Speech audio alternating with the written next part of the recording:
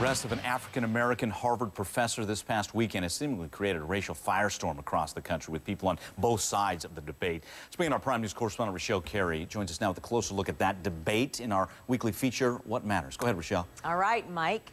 Henry Louis Gates' arrest has reignited the discussion about race relations in the United States. He was arrested for disorderly conduct when officers responded to a possible break-in at his home last week. Turns out the front door was stuck, and he and his driver were just trying to get in. Charges against him were dropped earlier this week. The arresting officer, Sergeant James Crowley, says race did not play a factor. Well, the debate heated up when President Obama said the Cambridge Police Department acted stupidly.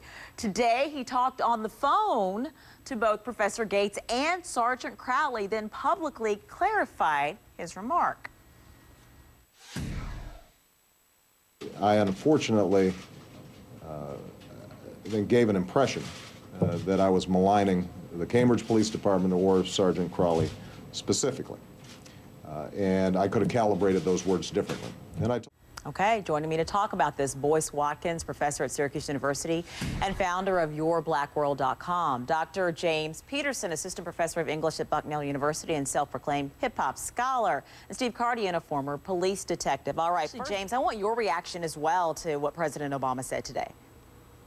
Well, I'm glad that he backed off his comments a bit, but I agree with his original assessment, especially considering the fact that the officer in question, Officer Crowley, claims to be a diversity trainer, and he's a well-decorated and well-respected officer. That means that his cooler head should have prevailed in this matter, and it's pretty clear now that the facts are out, that he did not have to arrest Professor Gates. And the thing is, we cannot divorce this from the history. That's the problem. I know people want to move on, and now people want to be cool and calm and collected about it, but it's very, very difficult for me personally to divorce this issue from the long and sad history of the poor relationships between police departments and the African-American communities that they have to police. Well,